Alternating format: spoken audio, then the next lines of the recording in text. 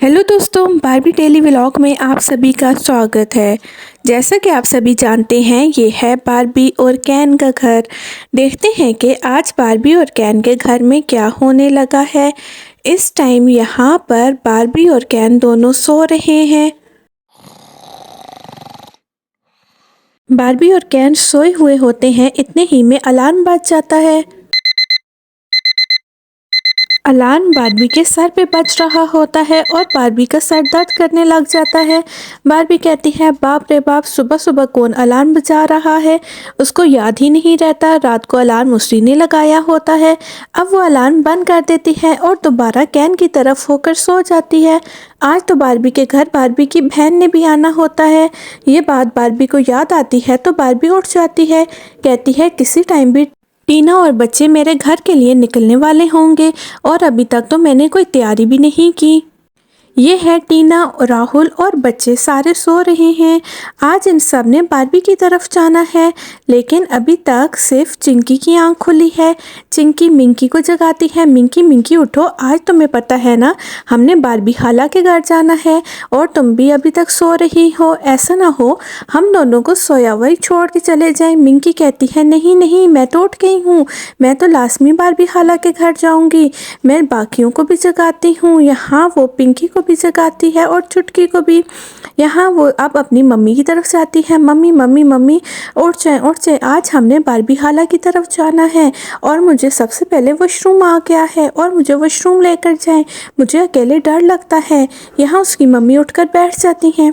टीना कहती है, अच्छा अच्छा, आप इतना भी शोर ना करो, मैं लेकर जा रही हूँ ना। वो बहुत खुश होती है। मिंकी कहती है, आज बहुत ही मज़ा आया। टीना कहती है, जूते तो पहनने दो। जूते भी ना पहनूं, मैं तुम्हें वॉशरूम लेकर जा रही हूँ ना बेटा। मिंकी कहती है, नहीं नहीं मम्मी, जल्दी करें। यहाँ टीना मिंकी को वॉशरूम की तरफ लेकर जाती है।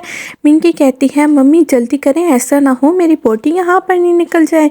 तो यहाँ अब टीना पास बैठ जाती है मिंकी के। पिंकी उठ जाती है। पिंकी अपने पापा और छोटी बहन के पास जाती है, जो गोलू मोलू सी प्यारी सी छोटी सी होती है। उसको उठाकर बैठ जाती है और इतने ही में अब पिंकी की बड़ी बहन जाग जाती है, जो अपने पापा को जगाती है। पापा पापा उठें, आज आपको पता है ना, हमने बारबी खाला के घर जाना है, नहीं तो हम लेट हो जाएंगे। हमें बहुत ही वहाँ मज़ा आता है, आज तो हमारी छुट्टी का दिन है।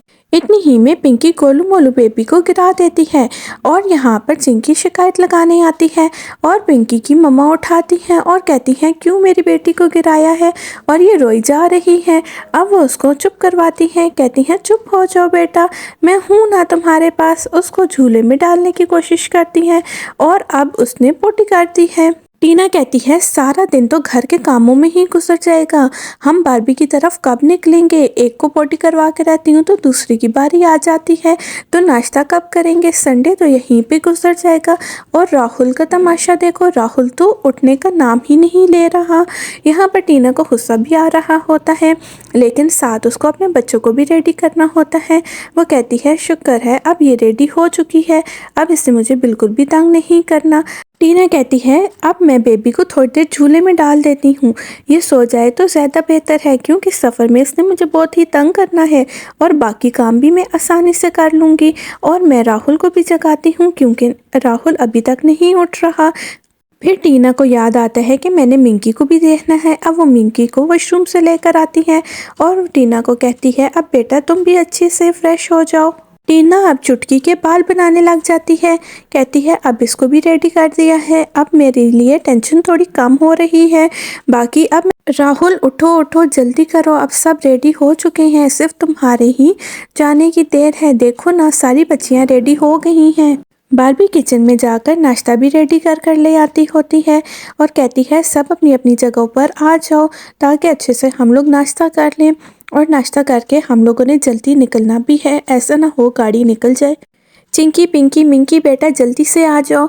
सब कहते हैं, अच्छा मम्मी, हम लोग आ रहे हैं, आप टेंशन ना लें, बस अब हम जल्दी जल्दी नाश्ता करते हैं और फिर हम लोगों ने आज पार्क में भी जाना है। सबसे पहले हम बारबी खाला के पास जाएंगे और फिर उनको लेकर हम पार्क घूमने जाएंगे।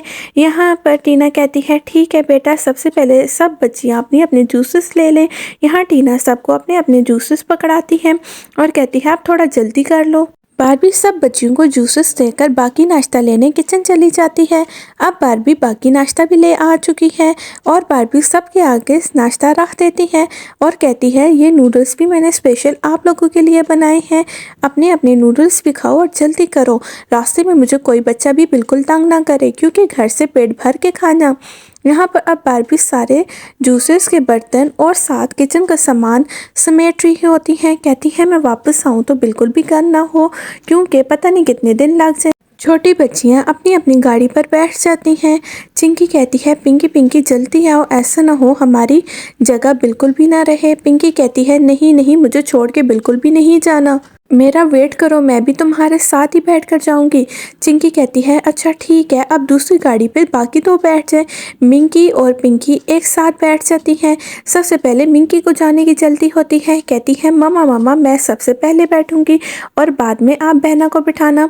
यहाँ पे उसकी मम्मी कहती है ठीक है, जाना तो हम सब ने है ना, तो फिर पहले और बाद में क्यों करती हो।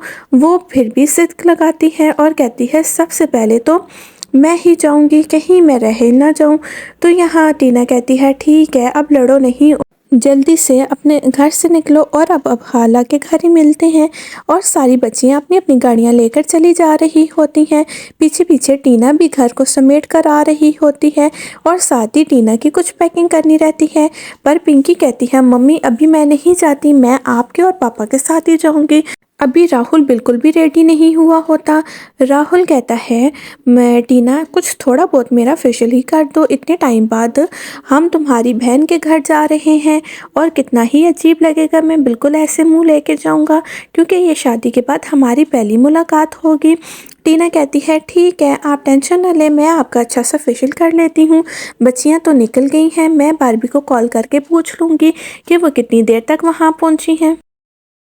टीना राहुल को कहती है कि अगर आपने फेशियल ही करवाना था तो आप मुझे रात को ही बता देते क्योंकि अभी हम बहुत लेट हो रहे हैं। तो यहाँ राहुल कहता है थोड़ी देर भी नहीं लगेगी क्योंकि हम तो अपनी गाड़ी पे ही जाएंगे। टीना कहती है नहीं, सारा दिन तो हमारा यहीं पर गुजर रहा है। यहाँ पर राहुल का फेशियल हो चुका होता है आधे से ज़्यादा। साथ ही राहुल कहता है मेरे हाथ और पाँव पे भी लगा दो। यहाँ पर टीना उसका फेशियल कर रही होती है, अब मुँह साफ कर चुकी होती है जिससे राहुल का मुँह बहुत ही चमक रहा होता है और राहुल बहुत ही खुश हो जाता है। कहता है टीना वाओ तुम कितनी ही एक्सपर्ट हो, तुमने मुझे कितना ही प्यारा कर दिया है और मैं अब कितना ही ज़्यादा प्यारा लग रहा हूँ। टीना कहती है बस एक लास्ट मास्क रह गया है, इसके बाद तुम्हारी स्किन बहुत ही ज़्यादा ग्लो करेगी। इस मास्क को लगाने के बाद बिल्कुल भी बात नहीं करना और थोड़ी देर खामोश होकर बैठ जाना क्योंकि ये मास्क लगाने के बाद बंदा बात नहीं करता और इस मास्क के बाद बंदे की स्किन बहुत ही अच्छी हो जाती है।